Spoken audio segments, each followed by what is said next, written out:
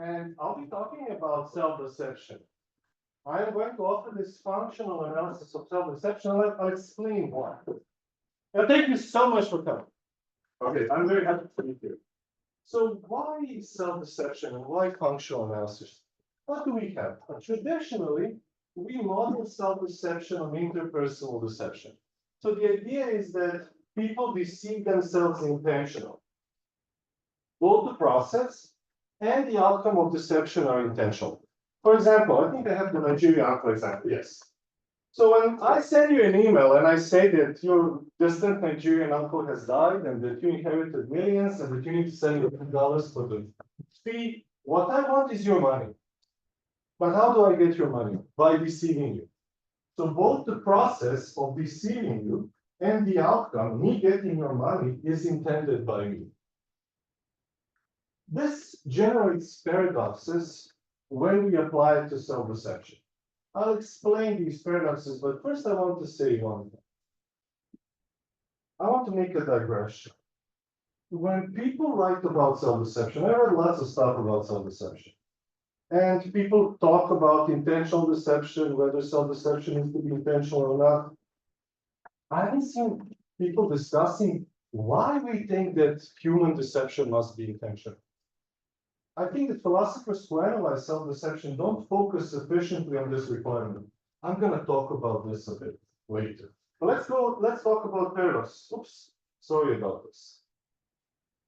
If we apply the Nigerian uncle to me, we then get that self-deceivers intentionally cause themselves to believe as true what they already believe is false, which means that they have to hide their intention to deceive themselves from themselves, both of which seems impossible. What this actually means is that at one point, you're both supposed to believe that you have a rich uncle in Nigeria who passed away as the victim, and that you don't have a Nigerian uncle who passed away as the deceiver. And not only that, the belief that you don't have a Nigerian uncle who passed away causes the belief that you have this Nigerian uncle, which is impossible. So there are theories of the mind that allow us to believe contradictions, but not in this sense. In this way, these contradicting beliefs need to be inferentially connected in our mind. The second point is that you need to hide your intention to deceive yourself from yourself. How do you get tricked? I had this colleague who was exceptionally polite and nice. And people would say, you know, this guy is so nice, he's not going to trick you. No, man, you shouldn't identify politeness with benevolence. If I want to deceive you, I'm not going to signal that. If I tell you I want to deceive you, you're not going to bite the hook. So in order for my deception to succeed, I need to hide what I intend to do. Notice, you can expect deception and I can still deceive you. For example, in poker games. So in poker games, no one trusts anyone, or in wars. But poker games allow us to deceive because you don't know whether I'm going to be bluffing or triple bluffing, what I'm doing. If you know that I'm bluffing, and you know why I'm bluffing, then you're not going to buy my bluff. But I know my own intentions. So how do I trick myself intentionally? Being aware and not being aware of your deceptive intention violates the law of non-contradiction if the mind is unified and reasonably coherent. Which is why people have come up with 3 strategies of solving these paradoxes. The first strategy is to partition the mind. So philosophers like Davidson and Peirce, or Neo-Rich prelates and prelates, there's lots of them. They say, well, mind is divided in a sense. And one part of the mind deceives the other part. It depends whether the divisions are horizontal or vertical, that's not really important. The problem with this view is that actually the self doesn't deceive itself. This deception merely occurs in the self. The self is like a building in which deception happens, but the self doesn't deceive itself. So this problem doesn't solve the problem, this solution, doesn't solve the problem in the way in which traditionalists want it to be solved. The second strategy is partition the time. Say that I want to deceive my future self. Imagine there's this boring talk on self-deception that I don't want to attend to. But I'm a nice guy, and I would feel really uncomfortable if I deliberately don't show up. But I also know that I'm kind of forgetful. So I write the wrong time of the talk in my calendar. The talk starts at 4:30, I say 6 p.m. So when the time of the talk comes, I read, and it says 6 p.m., I come to the lecture room, and it's too late. I'm happy, you're happy, everybody's happy. That's a way in which I deceive myself. The problem that philosophers see is that this doesn't explain what we call real-time self-deception. Real-time self-deception is when you deceive yourself at this moment, not your future self. The heavy lifting in this strategy is done by forgetting, not by your specific quality. The third move is to deflate or remove the intention to deceive. I'm going to focus on the deflationary approach, which deflates the intention. Some philosophers think that self-deception is not intentional at all. I'm not going to talk about that because they raise the same problem as deflationists. Consider this case. So we have this guy who really likes this girl, Ross. They're college mates. And he wants it to be true that she loves him. But she keeps refusing him. And she keeps telling him, okay, leave me alone. I have a boyfriend. But he interprets this as evidence that she's playing hard to get. So instead of this being evidence that she doesn't like him, in Sid's mind, this is evidence that she likes him. And we think that Sid is deceiving himself, even though he doesn't intend to deceive himself. What happens is that this desire causes him to misinterpret Rose's behavior. Do the camera see? Hi, people from the internet world. I'm still here. So this is self-deception on the so-called deflationary approach. And Melle would actually say not that Sid is deceiving himself, he would say that Melle entered self-deception. What's the idea about this deflationary approach? Well, he deceived because he believes a falsehood. He acquired his belief in the face of the evidence to the contrary. And the reason why he did this is that his desire caused this bias. There are many variations here. Some people say that we act sub-intentionally. I'm not going to focus on the variations. I'm going to focus on the central thesis, which is that self-deceivers act intentionally or sub-intentionally, but they deceive themselves unintentionally. This was an unforeseen byproduct of their behavior. Sid didn't intend to cause himself to believe a falsehood. He wants it to be true that Rose loves him. Now, this solves our paradoxes because he doesn't intend to mislead himself. He doesn't have to hide this intention because he doesn't believe that Rose doesn't love him. He doesn't have two beliefs. It solves the paradoxes, but why does the standard analysis of human deception require it to be intentional? People typically object to deflationism and they say this is not self-deception, this is unintentional self-misleading. And when you ask them why, they say, well, Sid didn't intend to deceive us. No one tells us why Sid needs to intend to deceive us. And I'm going to tell you. Let me answer the digression. The most important task in defining deception is to avoid misclassifying mere mistakes and accidental misleading as deception. Let me explain this. So let me first say how we do it. In biological deception, philosophers and scientists typically apply deceiver's benefit. And so they say it's not a mistake because deceiver or sender systematically benefits from what's happened. I'm going to explain this. And in human deception, we appeal to intentions. So the benefit of the deceiver or the intention of the deceiver is a way of avoiding misclassifying mistakes or mere accidents as deception. So it's not a mistake because I intended to mislead you. It's not a mistake because the firefly systematically benefits from sending this false signal. I'll explain. Notice an important thing. Misleading by accident and misleading by mistake are not synonyms. So when I first started writing, when I wrote this, I've been writing this book for 6 years. And it took me a couple of years of rejections to find a way of explaining that to the reviewers that accidents and mistakes are not identical. And I actually found it in Austin. A reviewer suggested that. When something is accidental, it is a coincidence. It's caused by an external factor. It happened by chance. And when something is a mistake, I did something wrong. Just consider typical English. It was an accident. I made a mistake. You're not going to say, I am an accident. You're not going to say, I made an accident. I'm an accident. Oh, shame. Shame on you, shame. Shame on you. So you know what I mean. Mistake is something that I do. Accident is something that befalls on me. Okay. I'm going to use Austin's example of donkeys, and then I'm going to apply this to deception. This is very important. I apologize for not talking about self-deception right away. Imagine that you and I both have donkeys in the same field. You have one donkey, I have another donkey. Up for the people of internet, I'm coming back. So one morning, I wake up really grumpy and I say, what can I do to make my day better? I'm going to kill my donkey.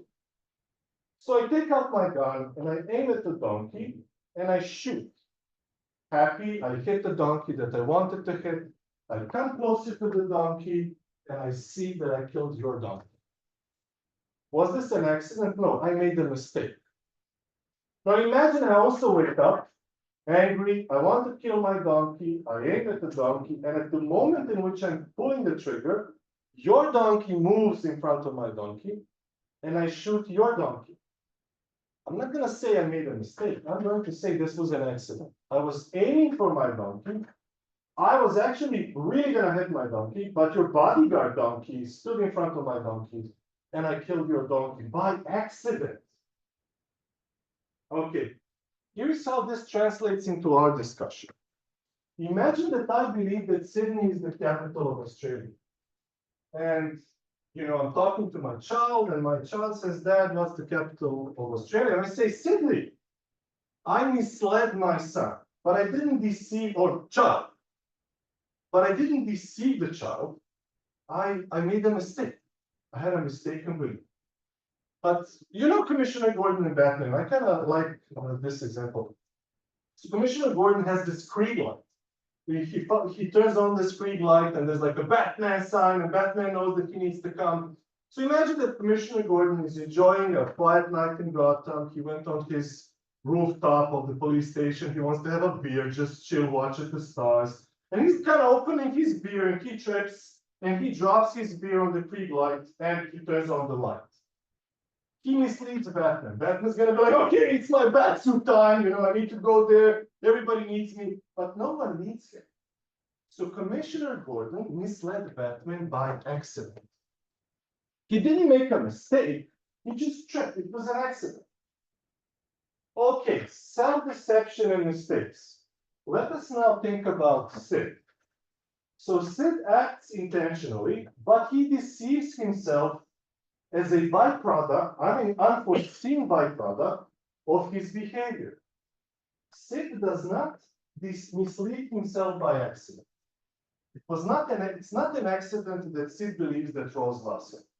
He actually wants it. But it is a mistake.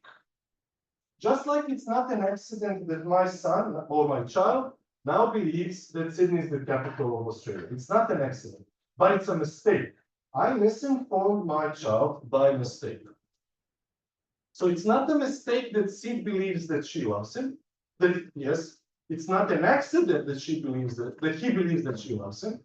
His bias explains all of this. But it is a mistake that his belief is false, even though it's not an accident. Sid wants it to be true that she loves him. So the problem of the deflationary view is that it misclassifies misleading by mistake as deception. So no matter how much I love the deflationary view, this is a problem for the view. It fails to capture deception in self-deception. Okay. To avoid this misclassification, philosophers apply to systematically generating benefits. Oh, some kinds. Yeah. Now, can we apply these solutions from biological deception or human deception to self-deception? We cannot say that self-deception systematically generates benefit in the way in which in biological deception you can appeal to deceivers' benefit. Many cases of self-deception systematically generate harm to self-deceivers. In fact, some good philosophers, I think that there's a good argument to say that self-deception typically is not beneficial because you acquire a false belief, and false belief guides your behavior. In not many situations will false belief actually be beneficial for you. So we cannot appeal to systematic benefit, and we cannot appeal to human intentions because we get paradoxes. And paradoxes kill any analysis, just like the cross scares Dracula. You know this is Dracula, right? No one was laughing. Why aren't you laughing? Laugh now. You need to be good hosts. Okay, so my solution is this. Self-deception is not necessarily paradoxical. That's what I want to say. I think that paradoxes arise when we apply our faulty analysis of lying and interpersonal deception to self-deception. I'm going to focus on interpersonal deception today. I also have an analysis of lying that resolves these paradoxes. So basically what I'm saying is this. You know Newtonian physics. We all use Newtonian physics when we build buildings or something like that. But Newtonian physics is actually misguided. And people who do astrophysics don't use Newtonian physics. If we were to use Newtonian physics to calculate the distance between the stars, we would make gigantic, enormous mistakes. What happens is that the flaws of Newtonian physics are not visible on Earth. They're visible when you move away from them. I think that the flaws of our analysis of lying and deception actually only become obvious when we apply them to self-deception. There's nothing problematic in self-deception. The problem is how we apply theories that we shouldn't be applying. So I revised these things. And the solution is simple. So we can capture deception and human deception by appealing to a successful account of biological deception. Animals also mislead. And it's not an accident, it's not a mistake. And we evolved from animals, right? Now, we cannot use sender-benefit analysis, but the best analysis of deception is a functional analysis. Animals, plants behave, and this behavior has a function. Even plants can be deceived. Thus, we should explain human deception and self-deception using a functional description. That's my view. My solution is very simple. We have self-deception when the function of the thing that misleads is to mislead. I stole this from Don Fallis. He only talks about this information. But actually, I modified it. And Artiga and Panerotti, they have this functional analysis of deception. It's not an accident or a mistake because the function is to mislead. Am I talking too fast? I'm very excited. I tend to yell and talk too fast. How much time do I have? So you started, you got 25 minutes? Okay. I'll pretend I didn't hear it. Notice one thing. I'm not modeling self-deception or biological deception. Rather, I'm modeling interpersonal deception on biological deception, and I'm modeling self-deception on interpersonal deception. So I'm explaining both interpersonal deception in functional terms and self-deception. Why is this an important thing to say? People who model self-deception and biological deception appeal to benefit, and they avoid the talk in terms of intentions. My analysis allows for self-deception to be intentional, but it doesn't require it. That doesn't mean, so I'm not, the problem with other analysis is that traditional view fails by default. It cannot succeed. And the deflationary view is not deception. My view allows you, if you really want to say that I can intentionally deceive yourself, you can do it because intentions are captured by functional descriptions, but you don't have to. And I actually have an analysis of lying. I argue that you can actually deceive yourself by lying to yourself. But that's a very complicated argument. This is supposed to be a simple argument that just resolves these paradoxes. I can talk about this if you want. Now, let me just briefly discuss one reply. I had a reviewer from philosophy and phenomenological research who said, oh, this is great, this is amazing. But deflationists don't care whether self-deception is a kind of self-deception. And this reviewer says, deflationists can say that self-deception is not a kind of deception. They don't model self-deception or deception. And the issue whether there's deception in self-deception or the deflation review is irrelevant. What is irrelevant? What is relevant is that the theory can explain phenomena like the cases of sin. I find this position deeply problematic for three reasons. I'll actually have four, but I'm just going to briefly mention the fourth. The first reason is this is viciously circular. To assume that self-deception is not a kind of deception is to assume that deflationism is correct, but whether deflationism is correct is exactly what is at stake here. And I'm arguing that deflationism is not correct. So you cannot use the view to support the view. The second is burden of proof. It is not on me to show that deflationism fails. It is on deflationists to show that self-deception is not a kind of deception. They need to convince us that self-deception is not a kind of deception. I don't need to convince you that self-deception is a kind of deception. It has a name already. Phlogiston. Do you know what phlogiston is? Maybe I can explain it. So before we knew that oxygen burns, scientists couldn't explain fire. They could explain why the wood, for example, is falling apart, but they couldn't explain the flame. And they couldn't explain why certain things burn and other things don't burn. Why does iron not burn the way wood burns and disappears? Or rocks. So someone said, well, surely there must be this element phlogiston. And you can find phlogiston in certain things and not in other things. So things that burn have phlogiston, things that don't burn don't have phlogiston. And when you see this flame here, that's actually phlogiston being released. So phlogiston explains fire, but it's not there. So the fact that deflationism explains cases like sin doesn't tell us anything about whether the theory is a good theory or not.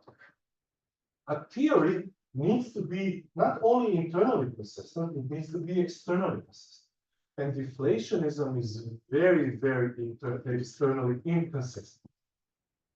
The third thing is, it's not true that deflationism doesn't model self-deception on deception. It models self-deception on deception. It's just saying that deception doesn't need to be intentional. So this argument actually equivocates what deception is. I find it problematic, but so let me give you my analysis of deception. And I'm going to use an example of animal deception. So there's this snake called Western hog-nosed snake. This snake first tries to scare you. If it's not working, the snake plays dead. And it even emits this terrible odor that you think that it's rotting. Why does the snake do that? To deter predators. How does the snake deter predators? By misleading them, by causing them to believe that the snake is dead. We have two things that are vitally important here. The result is that the predators are deterred, and the function of the behavior, the function is to mislead the predators. So deterring predators is the result of the snake simulating death in context C. In certain contexts, playing dead is not designed to mislead you, like in a theater play. In this context, simulating death generates this result by misleading. So deters the predators. Misleading is the function of simulating death, and predators were deterred and they ended up misled because the snake simulated death. Sorry. Let me try to give you a different example. When I tell you that your uncle left you money from Nigeria, left you lots of money, the result that I want to get is your money. And the function of my lie is to mislead you. I get your money by misleading you. So we have result, we have the function, and we have the connection between the function and the result. Then we end up with this conceptual analysis. We can skip it. But in short, the predators ended up misled by M by playing dead because the function of playing dead is to mislead in this context. And because playing dead generates deterring predators by misleading, playing dead systematically deters predators in this context. The important thing is that we have a result of the behavior and the function of behavior. Let me explain this. I appeal to this Justin Garson, wrote a book on functions in 2019, and he recently published a paper. I still haven't read it, but I think that he defends the same view. This is the important thing. The function of x is the activity that is most proximal to x. Here's a simple example. The function of the heart is to beat, not to circulate blood. The circulation of the blood is a beneficial result of the heart performing its function. When we apply this to deception, we get the following. The function of simulating death is to mislead. And deterring predators is the beneficial result. It's not the function.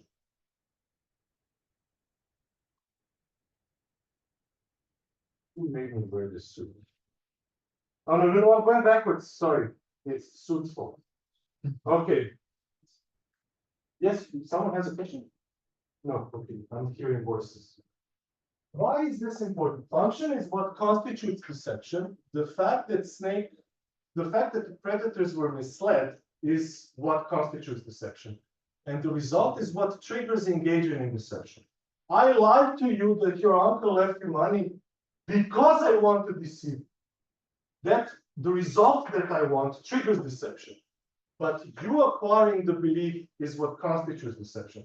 If you say, poor Vlad, he's so stupid, he thinks that I'm gonna buy this stupid lie, but I'm gonna give him $10 just because he's a nice bloke. That's not deception, even though I got the result. So achieving the result doesn't constitute deception. Only misleading constitutes deception. Maybe you believe my lie, but you don't have any money. You came from United Arab Emirates, you didn't get any Hong Kong dollars, so you will give me money, but you ain't got any money. So I don't get the result, but you're still deceived. Okay, so I explain this. You can give me money up to 50. So I added these three conditions 3 and 4 just to make the analysis easier to understand. Now, am I talking too fast? Okay, do you have any questions for me? Yes. What does beneficial result mean? It's a result that benefits the deceiver in the long run. So it's something that you achieve by misleading someone. Beneficial result is the money that you're going to give. Does it make sense? Okay, let me try this. So this is a standard example in philosophical analysis of deception and in an analysis of biological signal. So this is a meadow. Actually, this is one giant disc of it for fireflies.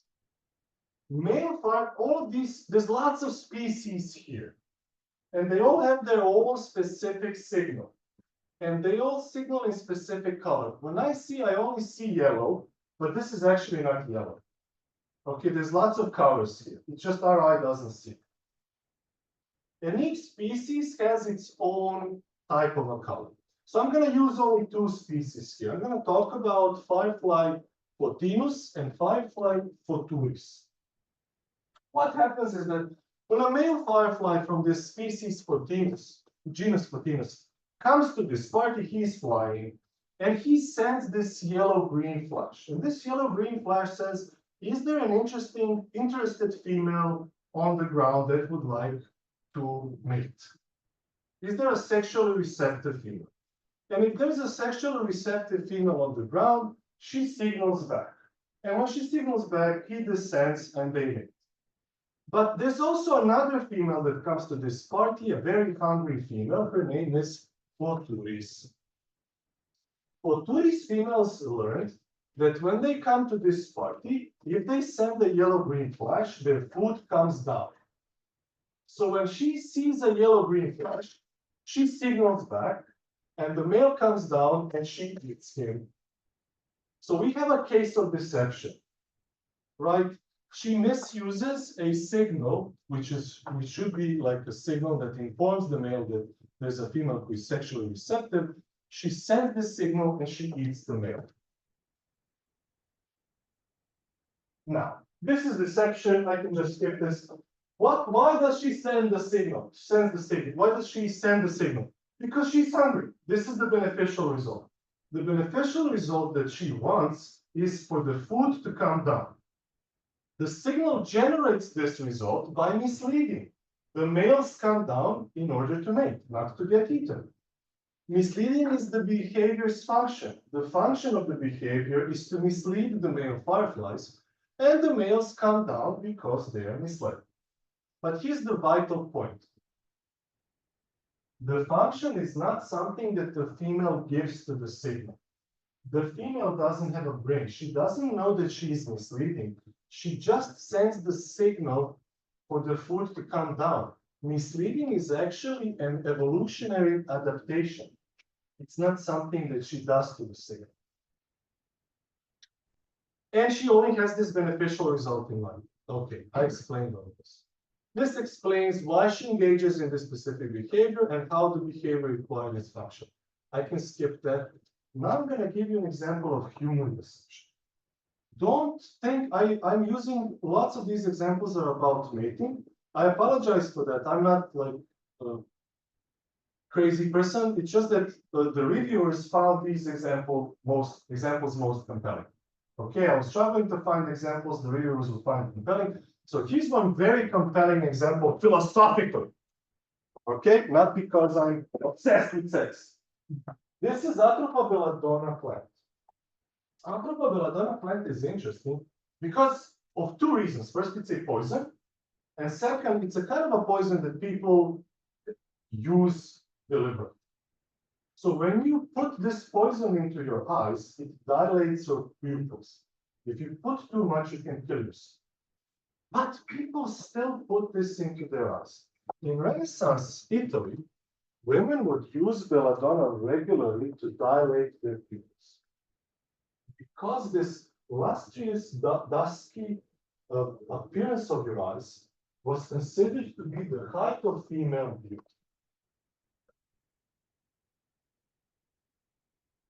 This is Titian's painting, Woman on Mirror. Her pupils are dilated. I don't know whether you can see that her pupils are dilated. So this is, I actually forgot which year this painting is. How does this work? Why do dilated pupils make us look pretty? Recent research suggests that men and homosexual women are most attracted by large pupils in women, whereas women are most attracted by medium-sized pupils in men.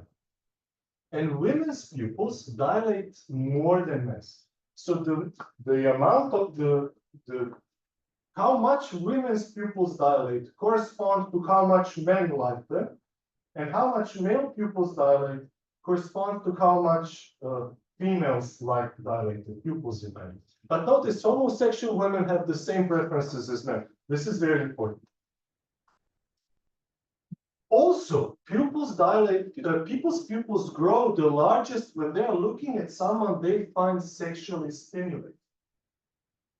The explanation is that males and homosexual women are most attracted to large pupils because their reproductive strategies are best served if they are not going to avoid a mating opportunity. The larger the pupil, the signal tells you that the person is interested in you and you shouldn't waste your opportunity. Females are predisposed to favor more moderate sexual attention to avoid physical harm. When we put these three theses together, we get that the false impression that a woman with large pupils is sexually aroused by those looking at her makes her look more attractive to those who look at her. So when we look at someone with dilated pupils, what our brain registers is that this person is sexually interested in us.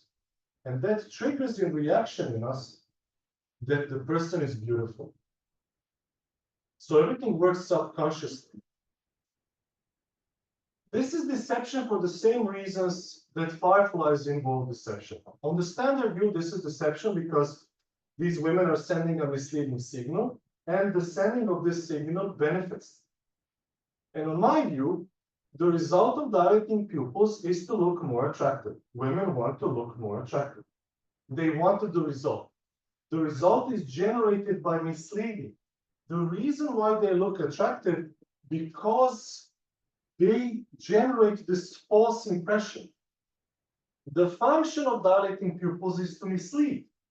The function of dilating pupils is to cause you to subconsciously believe that someone is sexually interested in you when they're not, and this leads to misleading.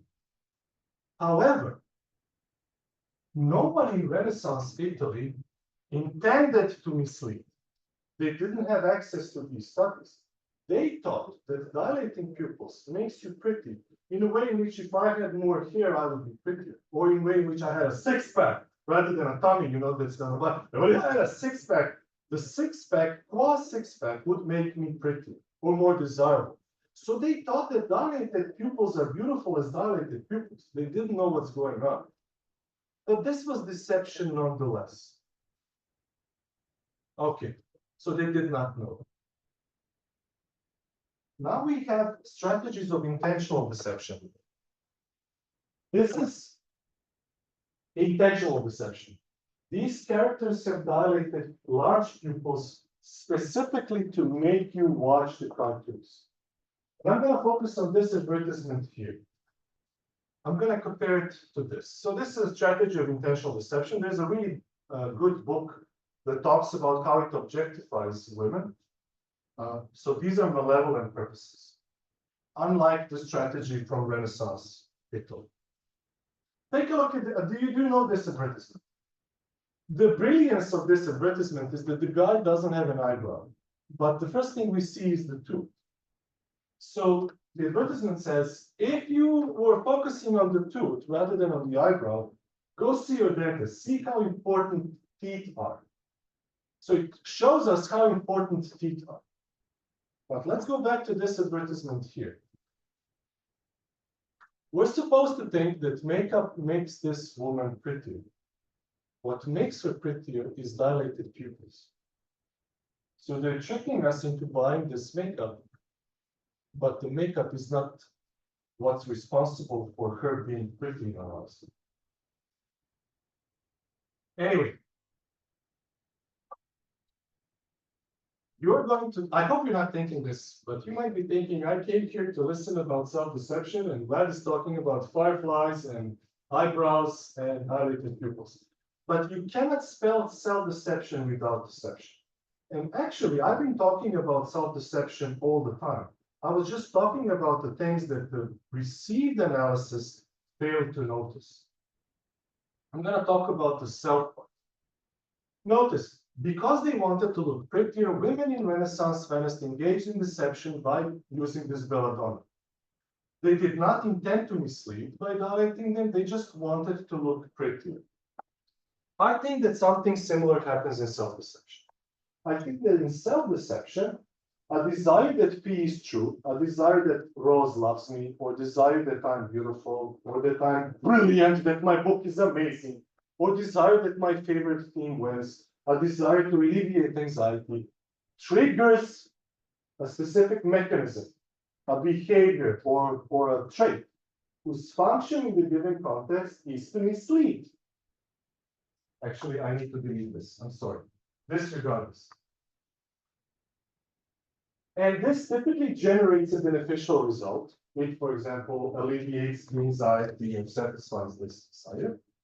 The agent is not aware of the behavior's function. I don't know that I'm misleading myself, but I might be aware of the result. I might be aware that I'm doing something just to alleviate my anxiety. The key here is that I trigger something with the function of misleading. How much time do I have? I think I should finish. I'll be really quick. But it's interesting, right? Okay, so this is a part of my theory. We can skip this if you want. I think that the most important thing is this. S does something in context C due to an influence of a desire, emotion, or interest, or part of a subconscious strategy. We can avoid this if you don't want to talk about it. The function of what S does is to mislead. If there is a further result, then this result is generated by misleading. And because of 2, S becomes misled about B. This further condition is not necessary, but it should be mentioned. Self-deception typically generates a certain result. It's commonly satisfied. Just like regular dupes, self-deceivers can be misled in many ways. So my belief need not be false. For example, maybe Ross really likes Sid. But Sid is going to be deceived about some other propositions. For example, how justified his belief is, etc., etc.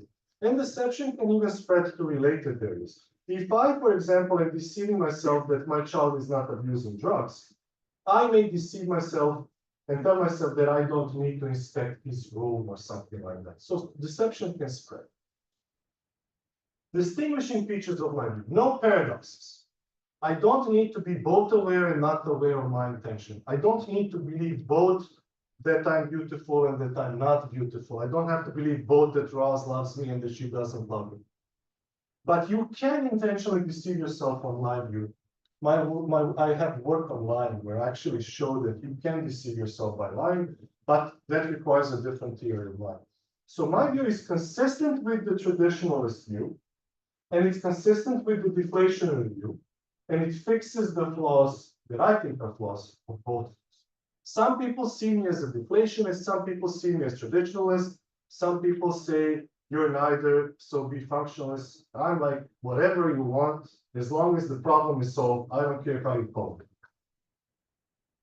Second, misleading is not an accident or a mistake. If the function of the thing that misleads is to mislead, then it's not a mistake or an accident that you ended up misled. Third,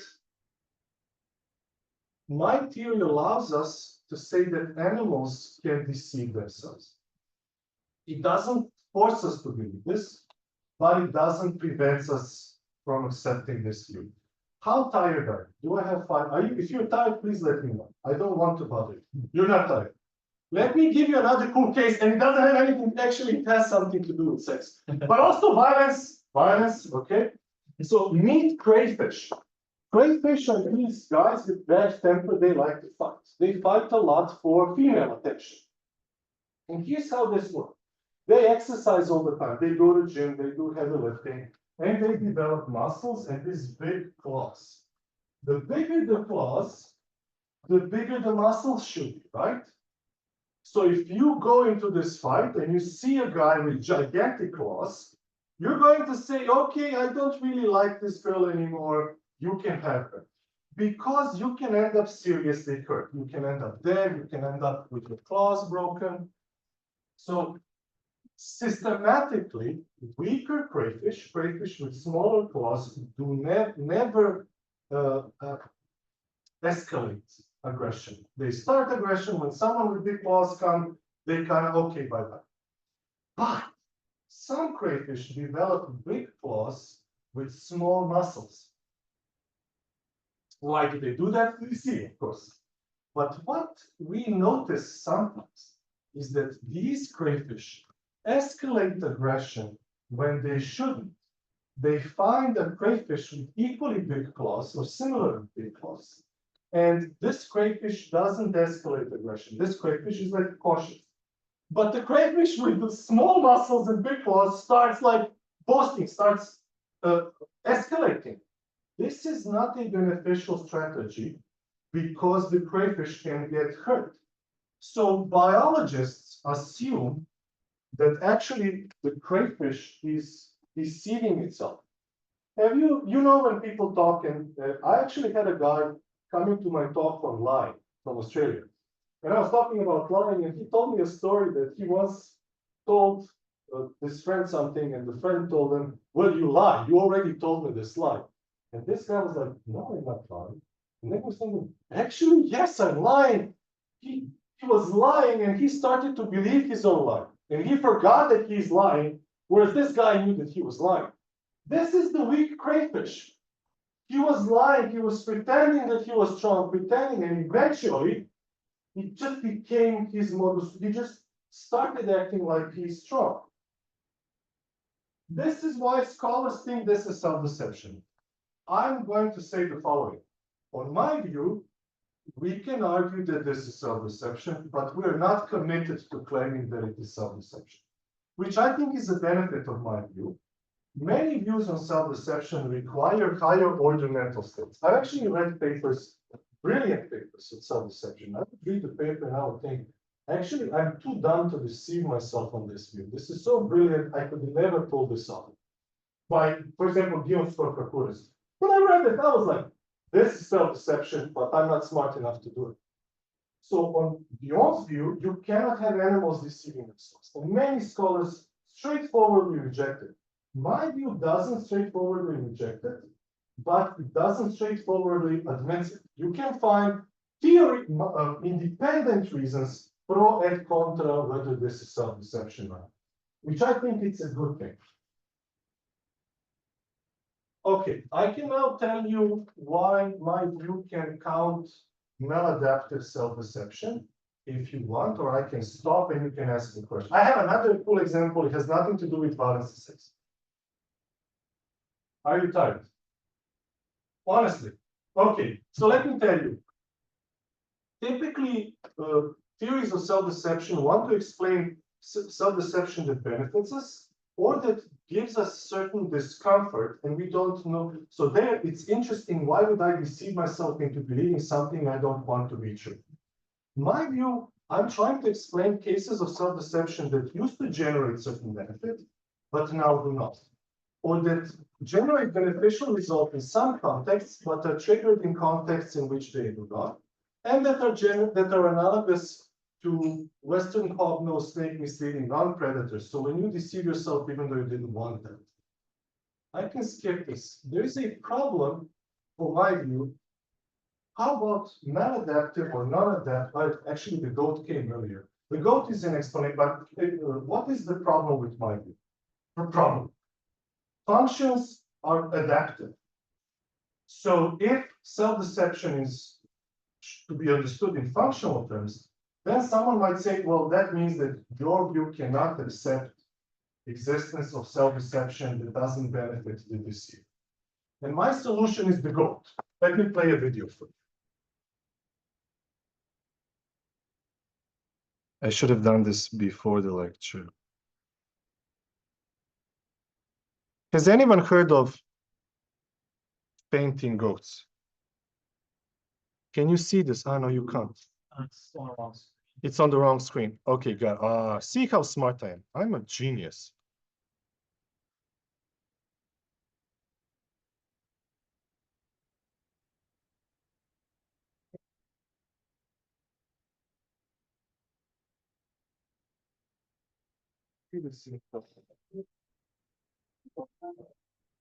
There are dozens of fainting goat videos on the web, but we wanted to find the nerve center of the fainting goat world, which, as it turns out, isn't. So see what's happening with these goats. When they're startled, they faint. Now, if you are seeing a predator and you faint, how beneficial this is. Imagine that you're walking on the railroad track and you see a train coming by, and instead of just doing this, you're like, you die. So it's not helpful. But these goats still exist. Why? Because the farmers found use for them. So this is like in California, but these goats come typically from South America. Why are they useful? Well, they get scared if they want to jump over the fence. So farmers keep them because they don't have to look after them. They can just build small fences. You know, they use rocks, for example. They don't have to build tall fences. So what I'm trying to say is the existence of non-adaptive and maladaptive self-deception is not a problem from my view, because not all functional behavior is adaptive, or certain circumstances tolerate maladaptive behavior. So I don't think that's a problem for my view. But we can talk about this a bit more. Okay, I'm done officially. I'm going home. I'm not gonna talk anymore. Okay, thank you so much.